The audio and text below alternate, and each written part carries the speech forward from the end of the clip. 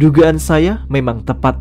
Gadis yang ada dalam foto yang ditunjukkan Rio tadi pagi ternyata memang benar bukan manusia, melainkan sosok jin yang merubah diri menjadi manusia guna mengelabuhi Rio. "Aku akan ikut dengan kalian," ucap saya dengan spontan sambil berdiri. "Jangan Raden, aku tidak bisa mengizinkanmu untuk ikut dengan Pandu Rukmo. Kau harus tetap di sini bersamaku. Jika tidak, maka sumpah yang telah kita ucapkan kepada Sri Baduga Maharaja akan berbalik kepadamu," cegah Bayu Barata. Saya yang mendengarkan ucapan Bayu Barata barusan hanya bisa menggemeratakan gigi dan mengepalkan kedua telapak tangan. "Bayu Barata benar, Mam. Elu sebaiknya nunggu aja di sini, biar gua sama Pandu Rukmo yang pergi selamatin Rio," kata Arya yang sudah berdiri sambil memegang bahu saya. Satu tarikan nafas saya ambil untuk meredam emosi karena tak mampu melakukan apapun untuk membantu Rio dengan kelebihan yang saya miliki. Akan tetapi, baik Bayu Barata dan Arya memang keduanya benar. Sumpah yang telah saya ucapkan di hadapan Sang Prabu tidak boleh dilanggar. Hal itu demi kebaikan gua sendiri.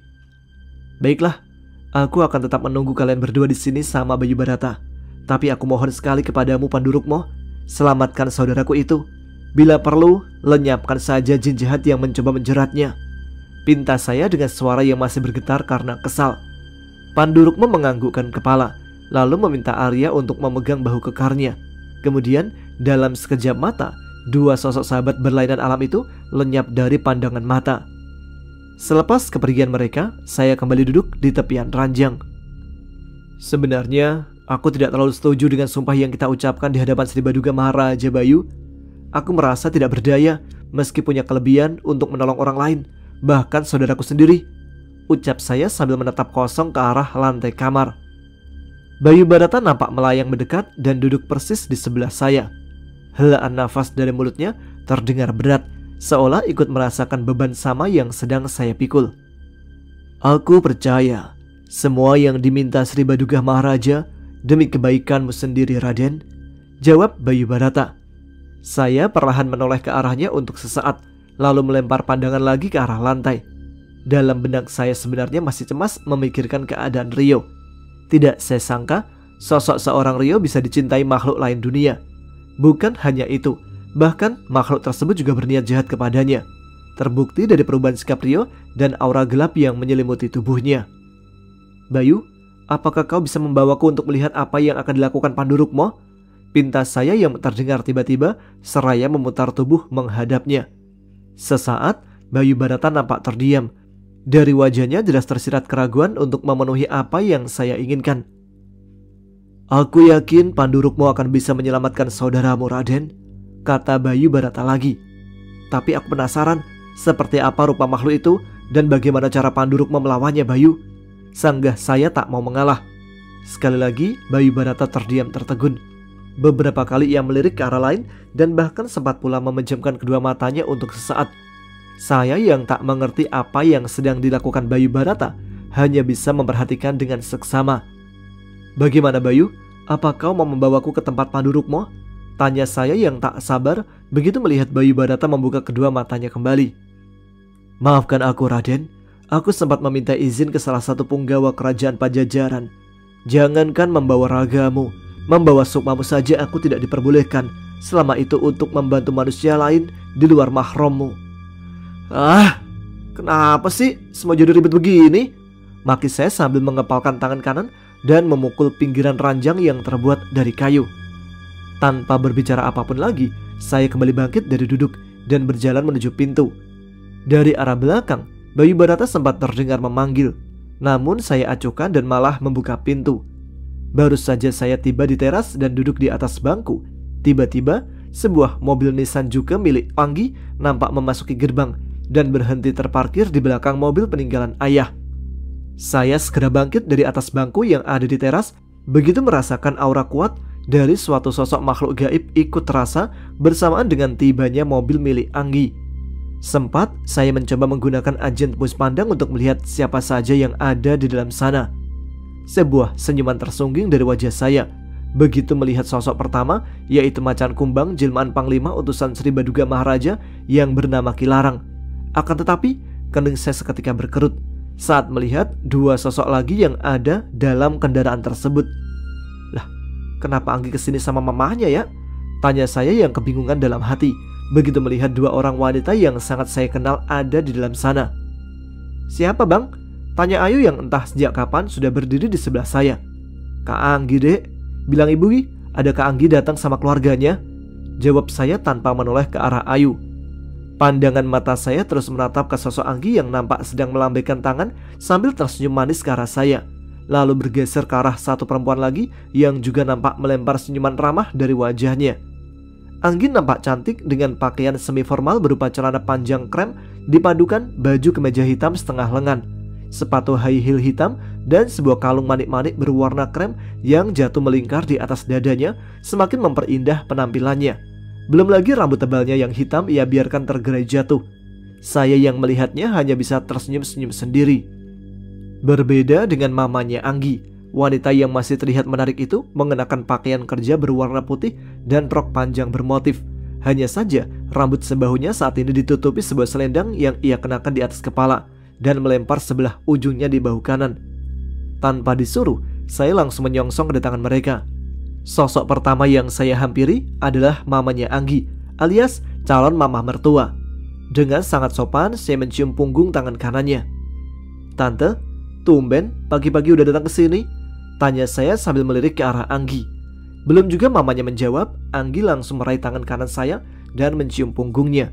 Tak hilang rasa terkejut ini, Anggi berganti melingkari lengan saya dengan gaya manjanya.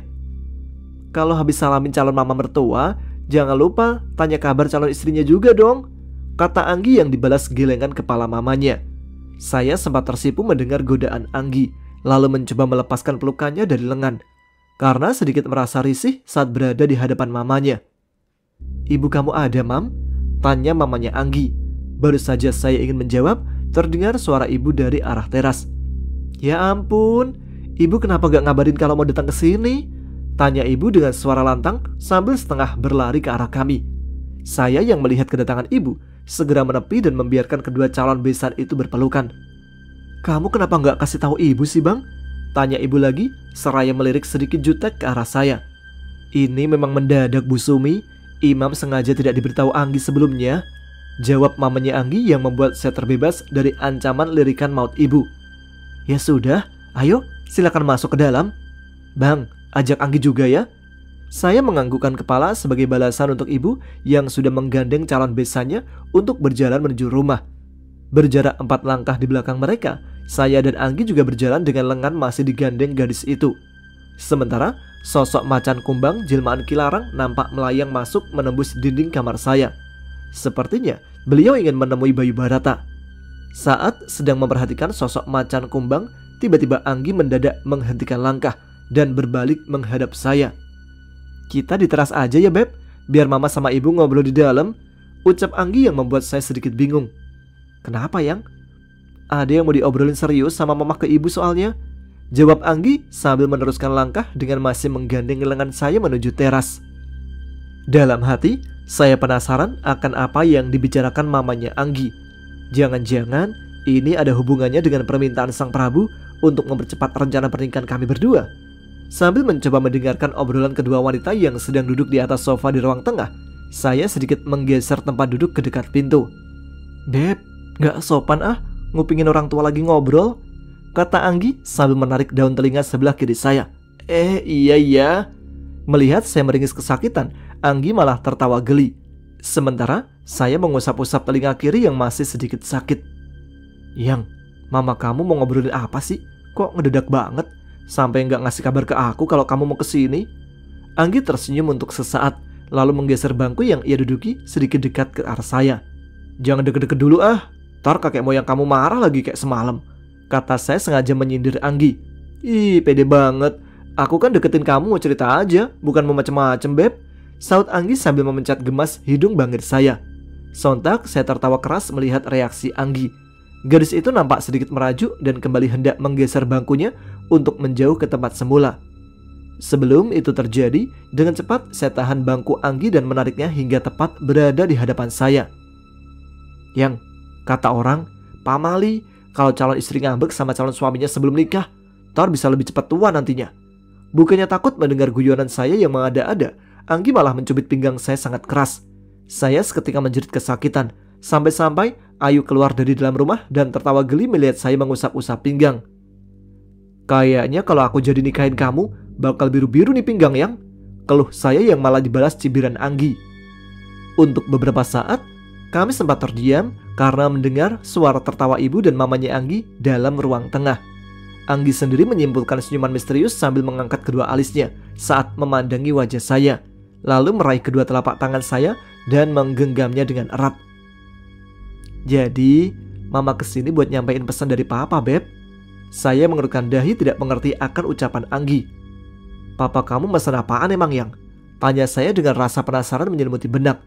Anggi sempat menghela nafas seperti sedang mempersiapkan diri untuk mengutarakan sesuatu yang rasa-rasanya tidak enak untuk saya dengar. Tapi, kamu janji ya jangan marah, Beb? Tanya Anggi yang membuat saya semakin tidak enak hati. Papa mau pernikahan kita dimajuin jadi 10 hari lagi. Sontak kedua mata saya terbelalak mendengar ucapan Anggi. Perlahan saya menarik dua telapak tangan yang berada dalam genggaman tangan Anggi. Gadis itu tahu saya tidak terlalu suka mendengar apa yang barusan ia ucapkan dan mencoba terus menggenggam tangan ini. Lagi-lagi papanya Anggi ikut campur terlalu jauh. Beb, please, kamu jangan marah ya. Semua emang mendadak. Aku juga baru tahu tadi pagi. Aku tahu kamu gak akan suka dengar keputusan yang tiba-tiba ini, apalagi semua atas kemauan papa. Tapi aku mohon kamu jangan keburu emosi. Dengerin dulu penjelasan aku ya. Pinta Anggi dengan tangan yang semakin erat menggenggam telapak tangan ini. Saya menghela nafas panjang dan menganggukkan kepala. Setelah perlahan-lahan bisa menguasai emosi, saya tahu sebagai seorang laki-laki yang sebentar lagi akan memikul tanggung jawab cukup berat, kesabaran adalah hal utama yang harus kedepankan. Apalagi ini menyangkut masa depan saya dan Anggi nantinya. Saya mencoba meyakini bahwa ada alasan kuat yang membuat papanya Anggi memajukan rencana pernikahan putrinya dengan saya. 2 minggu lagi, papa harus berangkat ke Swiss. Ada urusan yang harus dia selesaikan di sana. Dan papa bilang urusannya nanti bisa makan waktu 3-4 bulan, Beb. Itu sebabnya dia mau rencana pernikahan kita dimajuin. Papa gak mau kalau sampai dia gak bisa jadi wali nikah aku nantinya. Ucap Anggi dengan kedua mata penuh kejujuran. Saya kembali menghela nafas mendengar penuturan Anggi. Benar dugaan saya. Ternyata memang ada alasan kuat yang mendasari papanya Anggi untuk nekat memajukan rencana pernikahan kami. Jika alasannya karena ia tetap ingin menjadi wali nikah dan putri semata wayangnya, itu memang sudah menjadi kewajiban tiap ayah. Dan saya tidak mempunyai kuasa untuk menentang kewajiban tersebut. Yaudah, aku ikutin kemauan papa kamu. Tapi satu hal yang aku mau yang, segala biaya nikah biar keluarga aku yang tanggung. Anggi terlihat menggelengkan kepala. Saya menaikkan kedua alis menanyakan secara isyarat arti dari anggukan kepalanya. Papa udah bayar uang sewa gedung sama catering dan semua keperluan lain untuk pesta pernikahan kita, Beb. Baru saja saya mau mengomentari ucapan Anggi tadi, tiba-tiba ibu sudah keluar dari dalam rumah bersama calon mama mertua. Saya pun bangkit dengan wajah sedikit tertekuk. Baru setelah Anggi melingkarkan tangannya di pinggang ini dan secara sembunyi-sembunyi mendaratkan cubitan kecil di sana, saya memaksakan untuk menyimpulkan sebuah senyuman getir. Ibu yang tahu betul saya paling tidak suka menutupi keganjilan hati sempat menajamkan pandangan matanya, seolah mendukung intimidasi halus yang dilakukan calon menantunya ke putranya sendiri. Kalian berdua udah bicara kan? Tanya mamanya Anggi yang disambut anggukan kepala oleh putrinya. Bagus dah, kita juga udah bicarakan semua. Iya kan Bu Sumi? Tanya mamanya Anggi sambil melempar pandangan ke arah ibu. Ibu sendiri juga menganggukkan kepalanya seraya menyimpulkan senyuman kecil. Buat jelasnya, kamu bisa tanyain ke ibu kamu, Mam. Mama pulang dulu ya sama Anggi. Banyak yang perlu kami siapin soalnya. Acara kalian kan tinggal menghitung hari saja dari sekarang. Mendengar mamanya Anggi memanggil dirinya sendiri dengan sebutan mama, bukan lagi tante seperti biasa, saya sempat tertegun dan melirik ke arah ibu yang menaikkan wajah seperti menyuruh saya untuk mengikuti panggilan tersebut. Iya Tan, Mah, Imam emang mau ngobrol banyak sama ibu. Jawab saya sedikit canggung. Ya sudah, Anggi pamit dulu ya Bu. Oh iya, ibu jangan lupa minum obat herbalnya ya, kata Anggi setelah mencium punggung tangan kanan ibu. Saya sempat mengerutkan dahi mendengar Anggi menyinggung soal obat herbal ke ibu. Terlebih melihat ibu menganggukkan kepala. Sepertinya kedatangan mereka berdua ke sini membawa pula buah tangan berupa obat. Beb, Aku pulang ya, nanti siang aku telepon deh, ucap Anggi sambil meraih tangan kanan saya dan mencium punggungnya. Saya menganggukkan kepala, seraya tertegun mendapati Anggi dengan mesranya mencium tangan kanan ini. Sampai-sampai ibu berdeham satu kali dan menyadarkan diri ini dari ketertegunan. Anggi yang melihat gelagat kikuknya saya melempar senyuman manis sebelum pergi meninggalkan saya dan ibu sambil menggandeng lengan mamanya. Saya dan ibu yang sama-sama berdiri mematung memandangi mobil Nissan Juke hitam melaju meninggalkan pekarangan rumah, sama-sama menghela nafas panjang. Mendadak ibu menarik lengan saya dan mengajak diri ini masuk ke dalam ruang tengah. "Kenapa mendadak begini sih bang?" ucap ibu dengan nada suara panik. "Loh, kenapa nanya abang bu? Kan ibu yang udah ngobrol barusan sama mamanya Anggi." "Harusnya abang yang nanya ibu dong," jawab saya sambil meletakkan bantalan sofa di atas kedua kaki yang tertekuk. "Iya, ibu juga bingung tadi mau bilang apa. Alasan papanya Anggi kan masuk akal. Tapi sekarang ibu kepikiran sendiri jadinya. Mau nggak mau kalau udah begini, ibu harus cepet-cepet bicara sama Septi deh."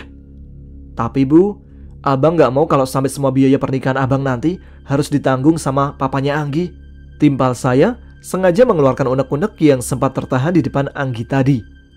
"Iya, kalau soal itu sih ibu udah tahu banget sifat kamu bang. Makanya ibu akan pakai tabungan peninggalan almarhum ayah yang buat pendidikan kamu. Yang ibu bingungin, waktu 10 hari itu sebentar loh. Belum cetak undangan, belum kasih kabar saudara-saudara jauh. Aduh, udahlah. Sekarang mendingan kamu antar ibu ke rumah tantemu deh," kata ibu sambil bangkit dan meninggalkan saya sendiri di sofa. Saya menghela nafas panjang melihat ibu berjalan masuk ke dalam kamar. Terdengar suara ibu yang sedang berbicara dengan adik saya Ayu. Lalu keluar lagi seorang diri dengan pakaian yang lebih rapi. "Adik nggak ikut bu?" tanya saya sambil berdiri. "Enggak, dia mau ke rumah temennya.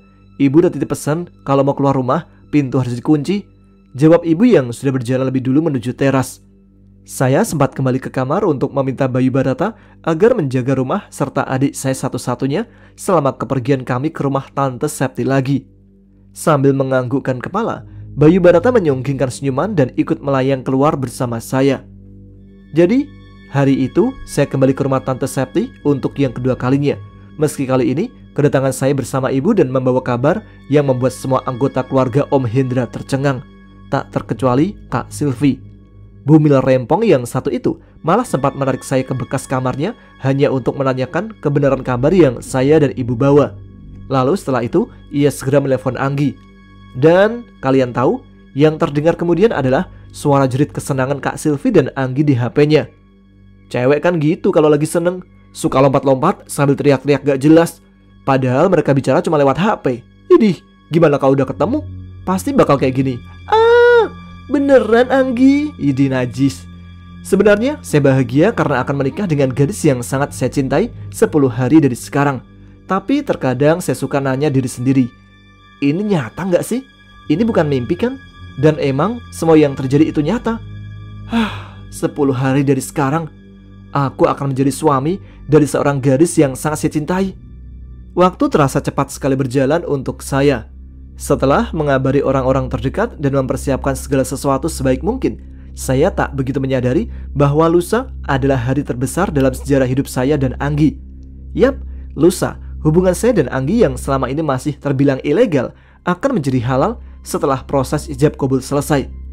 Segala masalah yang berkaitan dengan persiapan pernikahan saya telah dihandle orang-orang yang saya percaya. Seperti undangan, tugas pengirimannya saya berikan pada Rido, Bimo, dan salah satu teman baik saya semasa SMA, Joni. Saya memang tidak mencetak banyak undangan, cuma 300 saja. Itu pun sudah terlalu banyak menurut saya. Tapi beda dengan Anggi, dia mencetak undangan khusus untuk teman-temannya sebanyak 500 lembar. Itu belum termasuk undangan via sosmed untuk teman baiknya sewaktu masih kuliah di luar negeri. Oh iya, Sekar Kencana pun sudah kembali. Alhamdulillah, kembalinya jin penjaga saya yang pertama itu sedikit banyak membantu saya lebih bersemangat. Ya, meski raut kesedihan masih terlihat di wajahnya, namun Sekar Kencana berusaha sekali menutupi hal tersebut.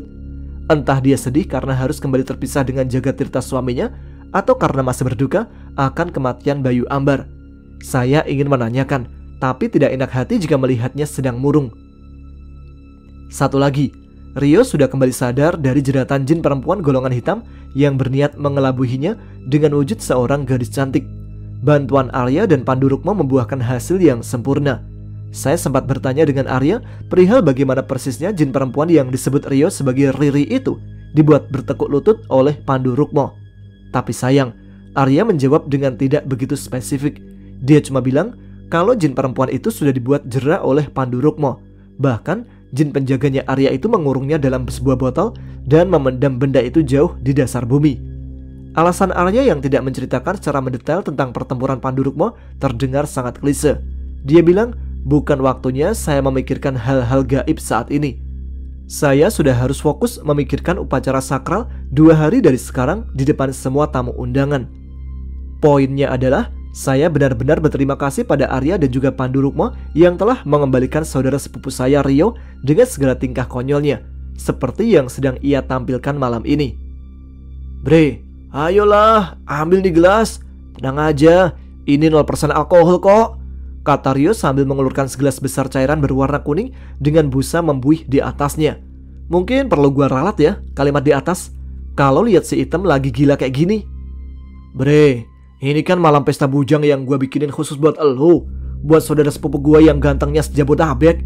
Ayolah, nenggak bir 0% mah gak bakal bikin lu mabok, bre, ucap Rio sambil merangkul saya dan mendekatkan mulut berbau septic tanknya dengan tangan mengangkat gelas besar. Saya sempat melempar pandangan ke Bimo yang duduk persis di sebelah, tapi Bimo malah melirik Rido. Kasih Arya aja tuh bre, dia pengen kayaknya, sambar Rido, membuat Arya yang sedang memegang mikrofon seketika melotot. Saya yang mendengar ucapan Rido memindahkan rangkulan tangan Rio sambil menjauhkan wajahnya hingga mengarah ke Arya. Kagak, gua air putih aja, gua gak demen bir, kilah Arya juga. Ya elah, lu berempat kan pendekar semua nih. Kenapa pada takut sama bir yang gak ada alkoholnya sih? Payah banget dah, keluh Rio yang lalu menenggak habis minuman dalam gelas di tangannya. Jadi malam ini saya, Bimo, Rido, dan juga Arya diajak berkumpul di sebuah family karaoke di daerah selatan Jakarta oleh Rio. Sebelumnya Rio memang memohon-mohon ke saya agar mengabulkan permintaan yang disebutnya sebagai nazar jika saya akan menikah. Awalnya malah Rio memaksa saya untuk open table di tempat tertutup di Golden Crown khusus buat kami berempat untuk merayakan pesta bujang sebelum saya menikah lusa. Tapi saya tolak mentah-mentah usul Rio tersebut karena khawatir akan terjadi hal-hal tak diinginkan di sana nantinya. Oleh karena itu Rio merubah rencananya. Dengan 2 catatan, saya akhirnya mengabulkan permintaan Rio. Catatan pertama, dia sendiri yang harus memintakan izin ke Anggi, dan yang kedua, tidak ada alkohol atau drugs di acara tersebut. Saya mau ini benar-benar menjadi momen kebersamaan kami berlima sebelum saya menikah.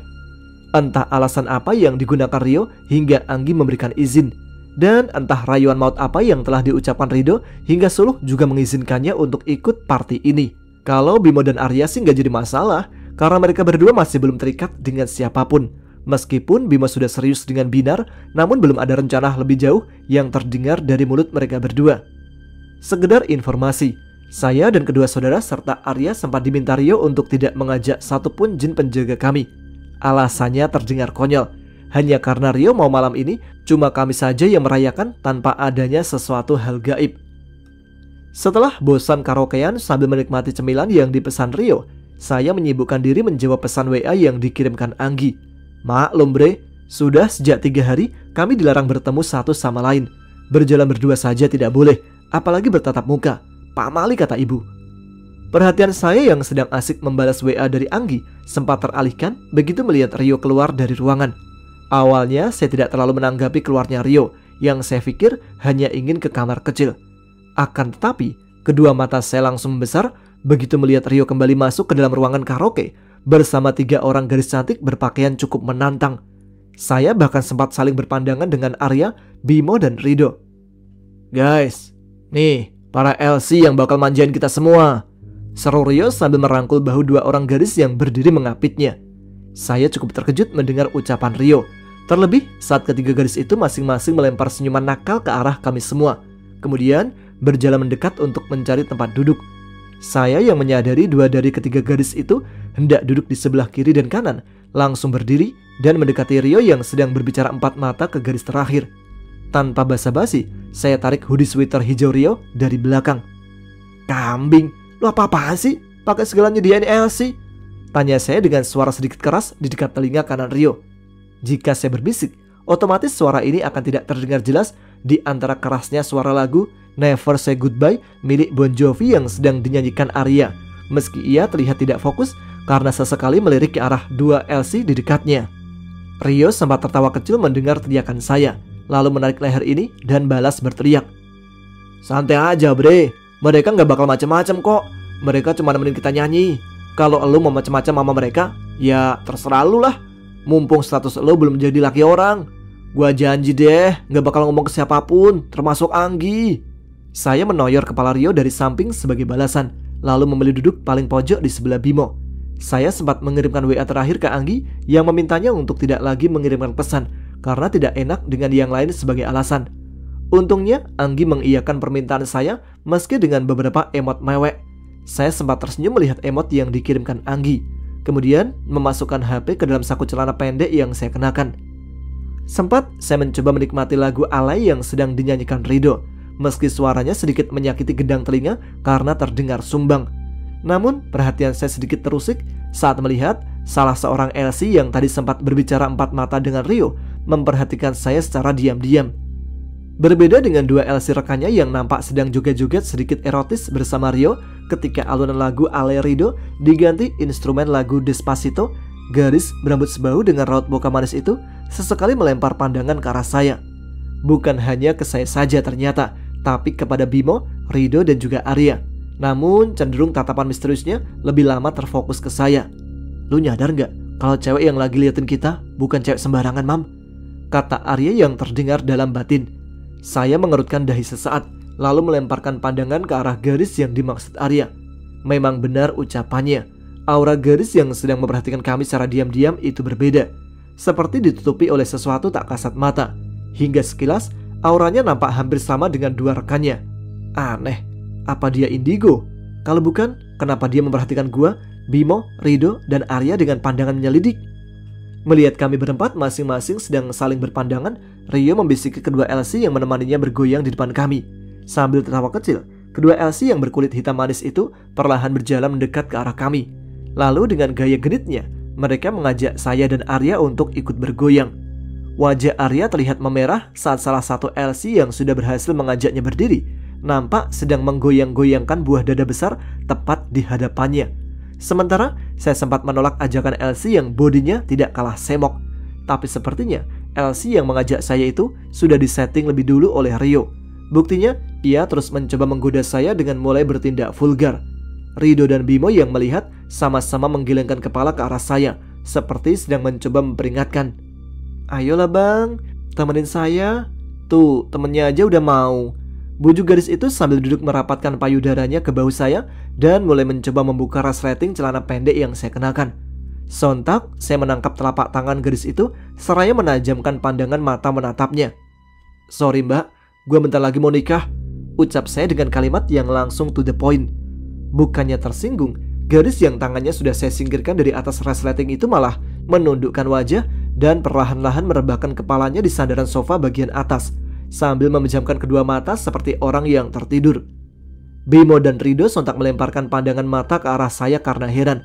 Terlebih saat melihat satu LC lagi yang sedang berjoget dengan Arya dan Rio juga perlahan menguap dan mulai duduk di sebelah kanannya.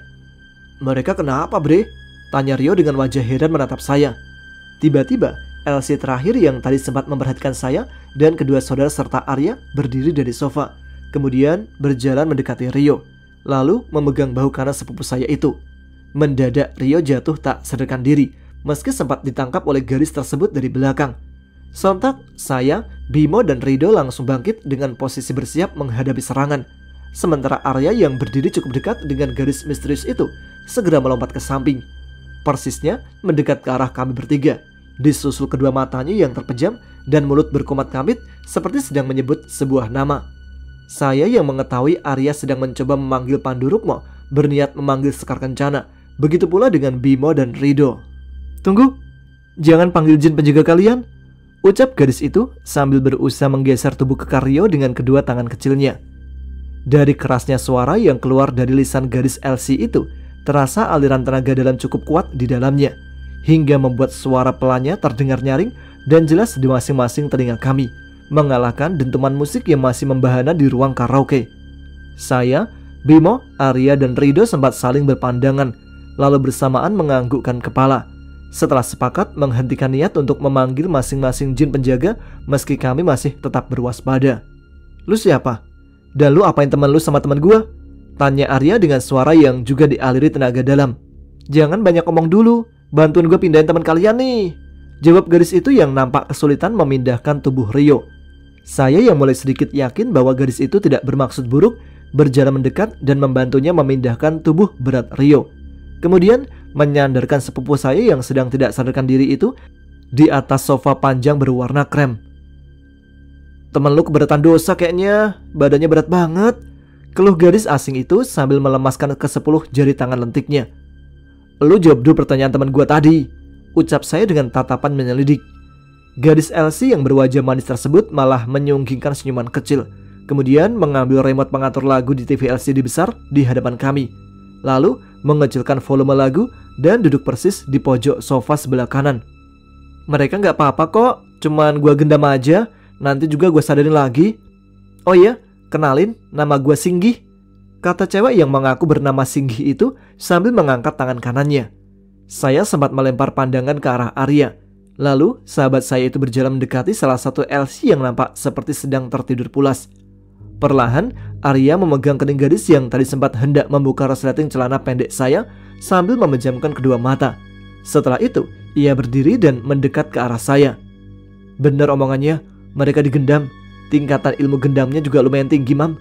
Buktinya dia bisa langsung bikin mereka antara tidur atau pingsan. Kita harus hati-hati sama tuh cewek, kata Arya setengah berbisik di telinga saya. Gak usah khawatir, gua gak ada niat jahat kok sama kalian. Gua tahu kalian berempat bukan anak muda sembarangan. Rido yang sedari tadi diam saja bersama Bimo lantas melangkah maju ke depan sambil berkaca pinggang. Kalau lu gak ada niat jahat, kenapa lu gendam mereka bertiga? Tanya Rido dengan pandangan sinis. Cewek yang bernama Singgih untuk sesaat tertawa kecil melihat tingkah Rido yang sok gagah di hadapannya. Perlahan ia bangkit dan berjalan menuju pintu dan keluar melaluinya. Kenapa hidup kita nggak jauh dari orang-orang sakti ya bre? Mau nikmatin pesta bujang lu aja harus diganggu cewek indigo aneh segala. Misterius lagi dianya, keluh Rido setelah menghela nafas panjang begitu gadis yang bernama Singgih keluar dari ruangan yang disewa Rio. Saya menggelengkan kepala karena tidak mempunyai jawaban atas keluhan Rido barusan. Pandangan saya terus mengamati Rio yang masih tidak sadarkan diri di atas sofa, dengan benak dipenuhi pertanyaan akan kemunculan gadis bernama Singgih. Baru saja Rido selesai berbicara, pintu ruang karaoke kembali terbuka.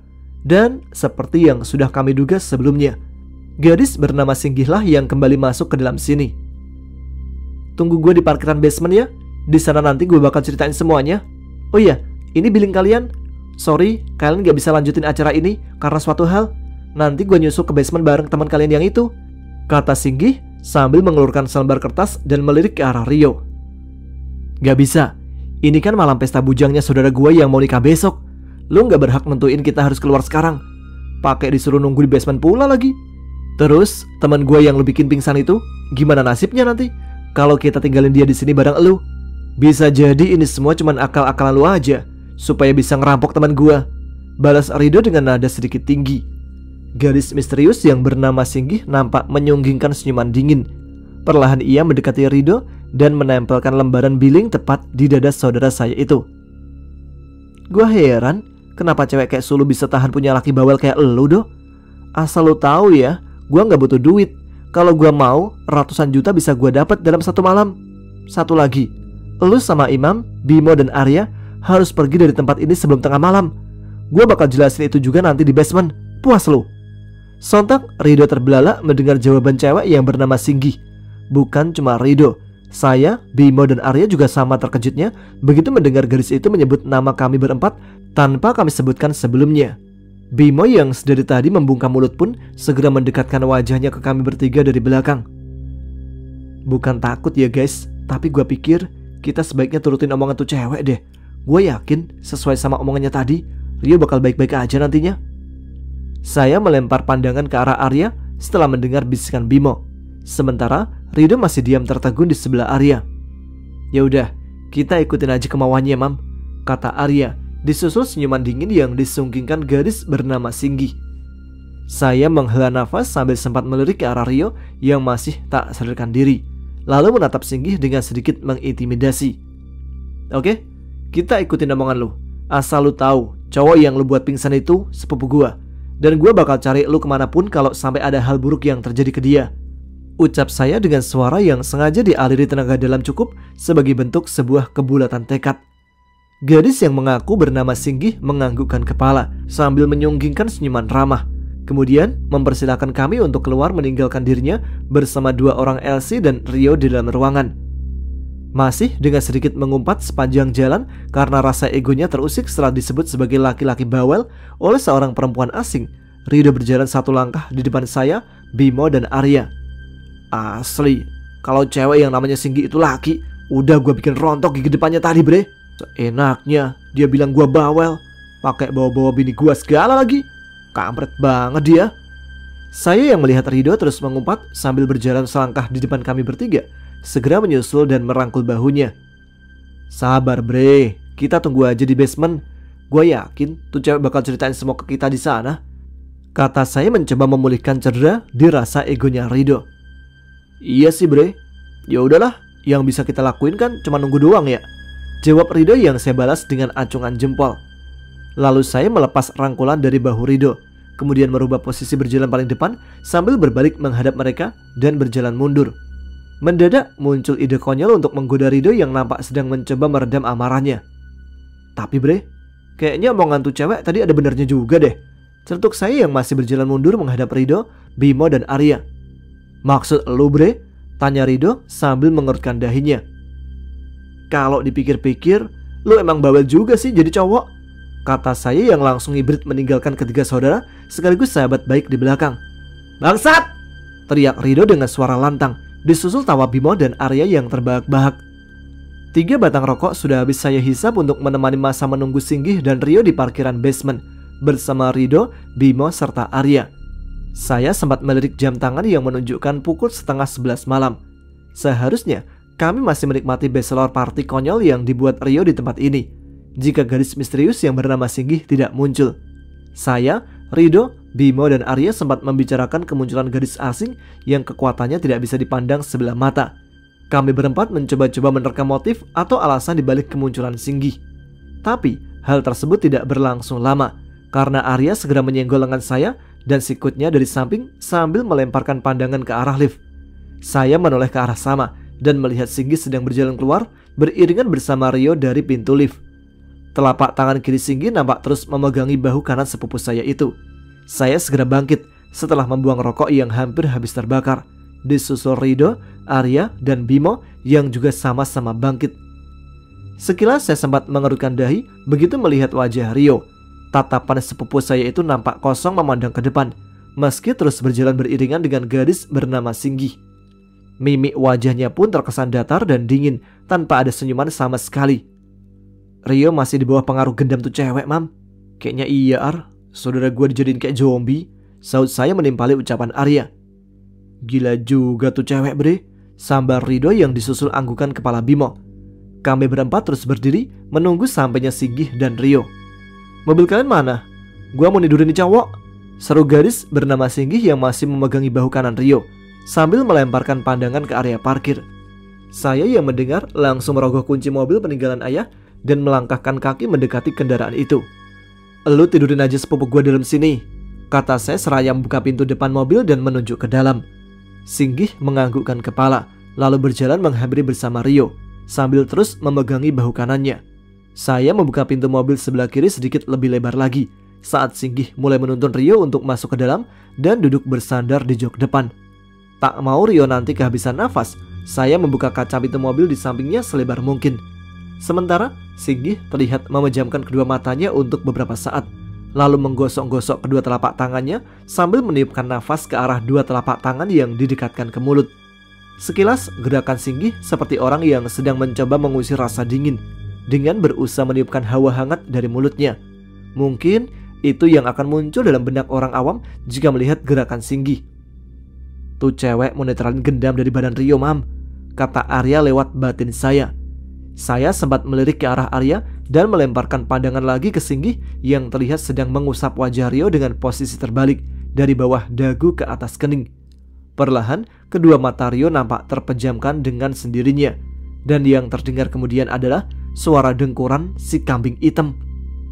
"Selesai deh," ucap Singgih setelah menghela nafas panjang dan merapikan rambutnya saat kembali menatap ke arah saya. "Ya udah, sesuai janji, lu harus ceritain ke kita semua siapa diri lu sebenarnya," ucap saya yang diiringi anggukan kepala Rido serta Arya. Sedangkan Bimo tetap terdiam sambil sesekali melirik ke arah Rio. Gadis yang mengaku bernama Singgih itu juga menganggukkan kepala beberapa kali, lalu meraba-raba saku rok mininya untuk sesaat. Kemudian membuka tas tangannya yang berwarna merah seperti sedang mencari-cari sesuatu. "Sial, rokok gua ketinggalan lagi. Mam, bagi gua rokok lu deh," pinta Singgih dengan sok akrabnya sambil mengulurkan tangan ke arah saya. Saya sendiri sedikit terkejut begitu ditodong rokok oleh gadis yang baru saya ketahui namanya saja.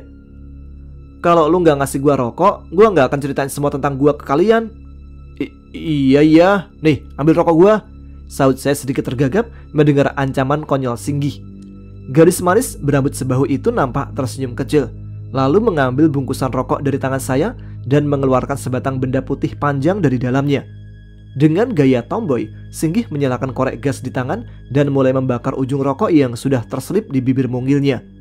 Satu hembusan asap berwarna putih seperti sengaja ia hembuskan ke arah muka, sambil mengibaskan tangan untuk menghalau asap rokok dari mulut Singgih. Saya mengambil kembali bungkusan rokok milik saya dari tangan gadis itu. "Udah, buruan ceritain ke kita tentang lu," kata saya setelah menyalakan sebatang rokok untuk menimpali Singgih. Gadis yang bernama Singgih melempar pandangannya ke arah saya dan berganti menatap Bimo, Rido, dan Arya secara bergantian.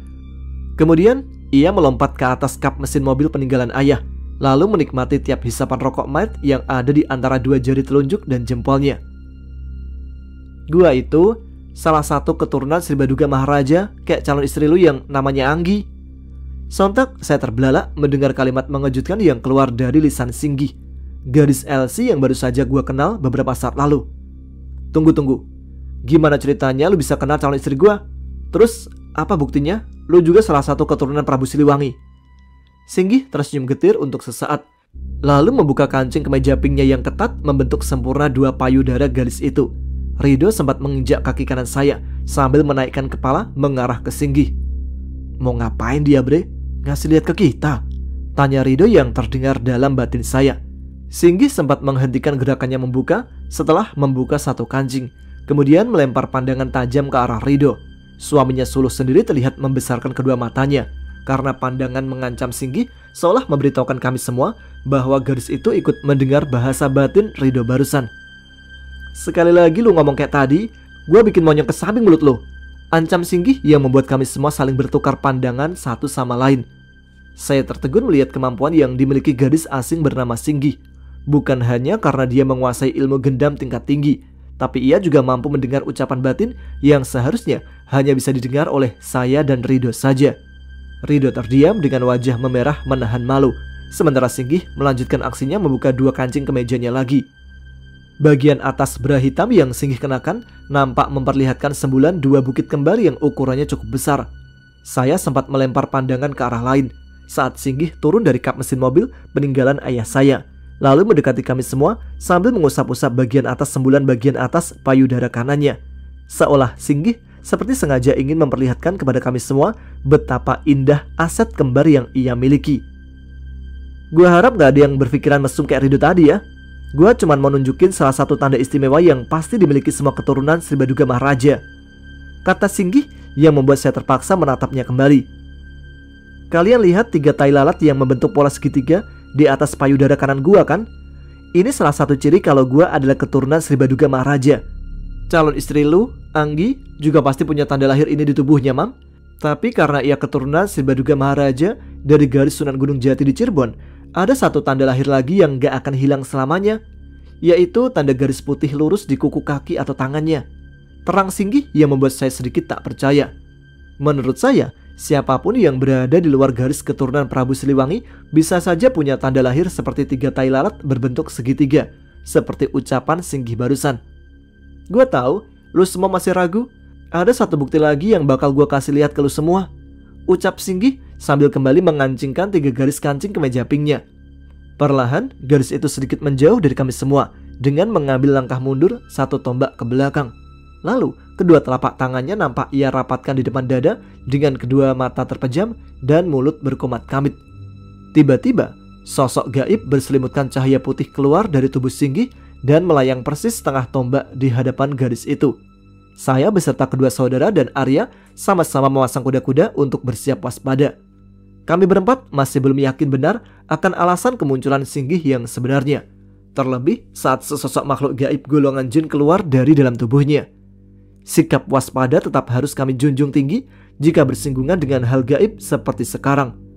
Perlahan, cahaya putih yang menyelimuti sosok jin yang baru saja keluar dari tubuh Singgih meredup dan menampilkan sesosok wanita cantik berpakaian putri keraton seperti Sekar Kencana dan Nyimas Galuh Pandita.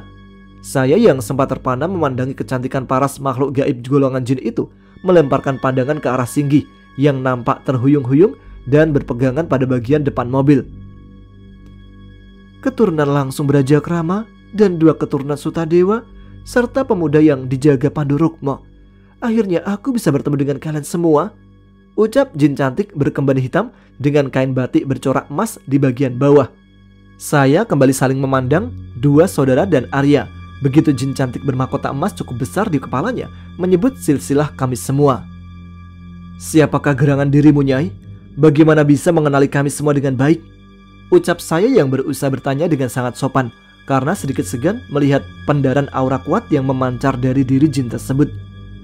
Sosok cantik berselendang hitam bergaris renda emas di tiap sisinya itu mengulum senyuman manis untuk sesaat, lalu melayang mundur dan berhenti persis di sebelah garis yang bernama Singgih. Aku suka kesopananmu, keturunan Braja Krama. Tampannya wajah Jagatirta yang dulu termasyhur di antara para putri keraton terasa kian elok dengan tutur kata halusmu, anak muda. Panggil aku Nyimas Roro Swastri. Aku penjaga garis ini yang merupakan keturunan Sri Baduga Maharaja, jawab sosok cantik yang mengaku penjaga Singgih dengan suara lembutnya.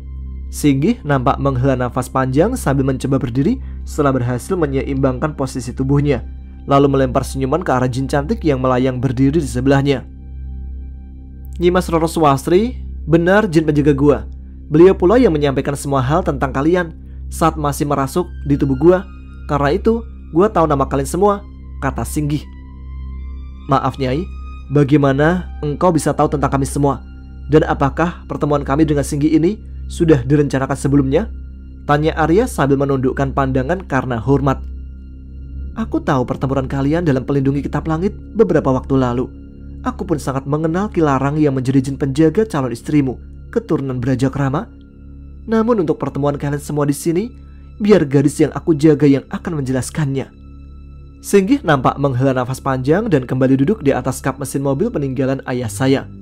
Pandangannya sempat terlihat menatap kosong ke aspal tempat kami semua berpijak. 6 bulan lalu, gue cuman cewek biasa yang mimpi akan segera nikah dengan laki-laki pujaan hati. Tapi mimpi gue hancur saat seorang paranormal sesat disewa perempuan keparat yang juga mencintai cowok gue dan nekat membuat dia gila hingga berujung kematian. Singgih sempat terdiam tanpa melanjutkan kalimatnya yang dari awal terdengar bergetar penuh emosi. Saya tertegun melihat kilatan cahaya terbias dari 2 mata Singgih yang berkaca-kaca, meski tatapan gadis itu masih kosong memandang ke bawah. Satu gerakan tangan Singgih nampak menyeka kedua indera penglihatannya yang mulai basah. Jelas sekali, gadis itu sedang mencoba meredam luapan perasaannya. Hidup gua hancur saat itu juga. Saat gua kehilangan satu-satunya sosok yang paling gua cintai di dunia, gua nyoba bunuh diri. Tapi Nyimas Roro Swastri muncul dan menyelamatkan gua. Dari situ gua mulai belajar kemampuan-kemampuan gaib sekaligus kanuragan. Karena tujuan gua hidup sampai saat ini cuma satu, yaitu balas dendam. Dan hutang nyawa Romi akan lunas terbayar dengan nyawa paranormal itu malam ini, di tempat ini, ucap Singgih sambil mengepalkan kedua tangannya. Saya melempar pandangan ke Arya setelah mengetahui bahwa pertemuan kami semua di sini berada di luar rencana siapapun. Singgih ternyata hendak membalaskan dendam kesumatnya kepada seseorang yang telah merenggut cinta gadis itu. Jelas terlihat sorot mata kosong Singgih dipenuhi pijaran api dendam yang menggelora. Kalau emang ada paranormal di sini, kenapa kita semua nggak ngerasain aura apapun? Maaf, Maksud gue, sampai aura Nyimas Roro Swastri pun gak kerasa tadinya. Sampai beliau muncul keluar dari tubuh lu, kata Arya sedikit kritis. Singgih yang mendengar pertanyaan Arya hanya melemparkan pandangan ke arah Nyimas Roro Swastri yang sedang mengulum senyuman. Kemudian sosok jin berparas jelita itu mengangkat tangan kanannya ke atas secara perlahan, lalu membuka telapak tangan menghadap ke atap basement. Kami semua yang berada di tempat tersebut selain Singgih menatap tepat ke arah telapak tangan Nyi Roro Swastri yang mulai memandarkan sinar keemasan. Mendadak dari atas atap basement yang terbuat dari beton menyeruak ujung sebuah benda mirip seperti tongkat berwarna emas yang juga mengeluarkan sinar sama. Kalian lihat, itu adalah paku emas istimewa yang sengaja aku pinjam dari Kilarang untuk meredam aura yang keluar dari semua sosok makhluk gaib di tempat ini. Betapapun hebatnya jin tersebut, auranya tidak akan bisa dirasakan oleh manusia berilmu seperti kalian, bahkan oleh jin lain selain diriku. Aku menggunakan paku emas itu untuk mengelabui manusia bejat yang telah bersekutu dengan jin golongan hitam untuk membunuh kekasih gadis yang aku jaga. Terang Nyimas Roro Swastri yang setelahnya menutup telapak tangan kanan dan membuat benda mustika berbentuk tongkat yang menancap di atas atap basement kembali meringsek masuk, lalu perlahan-lahan lenyap seperti semula. Gue sampai sengaja pura-pura bekerja sebagai LC di sini demi untuk mengawasi gerak-gerik musuh bebuyutan gue itu. Setelah kalian berlima menginjakkan kaki, Nyimas Roro Swastri sendiri yang memberitahu kalau ada 4 pemuda bukan sembarangan berada di tempat ini. Oleh karena itu, gue mendekati teman kalian dan menawarkan diri untuk pura-pura melayani kalian semua. Semua atas permintaan Nyimas Roro Swastri. Tambah Singgih yang sekaligus menutup penjelasannya dengan helaan nafas panjang. Bimo yang berada di sebelah Rido nampak melangkah maju 1 tombak ke depan dan langsung mengulurkan tangan kanannya ke arah Singgih. Gadis yang dijaga oleh jin cantik bernama Nyimas Roro Swastri itu terlihat sedikit bingung sambil sempat melempar pandangan ke arah saya. Meski lu udah tahu tentang kita semua, tapi gak ada salahnya kan kalau kita berkenalan dengan lebih formal? Nama gua Bimo. Singgih yang mendengar ucapan kaku Bimo sontak tertawa terbahak-bahak. Saya juga langsung menggelengkan kepala melihat tingkah akwat Bimo yang sempat-sempatnya mengajak Singgih berkenalan di saat seperti ini. Rido yang berada persis di belakangnya segera merapatkan diri ke punggung Bimo. Kasih nomor HP lu sekalian, Bim. Habis itu lu ajak Singgih foto berdua, ucap Rido sengaja mengejek Bimo. Tak mau jadi bahan tertawaan, Bimo segera menarik kembali tangan kanannya dan berjalan mundur ke tempat semula. Pandangannya sempat melirik malu ke arah saya, Arya dan Rido yang masing-masing sedang berusaha menahan tawa. Kalian tuh asik juga ya orangnya. Masing-masing kayak ngewakilin sikap dan kepribadian berbeda. Tapi gue salut sama kalian. Dari kisah yang diceritakan Nyimas Roro Swastri, perjuangan kalian berempat patut gue acungin jempol. Tapi sayangnya, mungkin ini perkenalan pertama sekaligus yang terakhir bagi gue. Karena tengah malam nanti, gue akan bertarung habis-habisan dengan orang yang udah hancurin hidup gue. Kami berempat sama tertegun mendengar kalimat Singgih yang pada ujungnya kembali menyiratkan api dendam. Arya yang berdiri persis di sebelah saya sempat menyenggol lengan kiri dengan sikutnya. Saya segera melempar pandangan ke arah Rido dan Bimo yang kompak menganggukkan kepala secara bersamaan.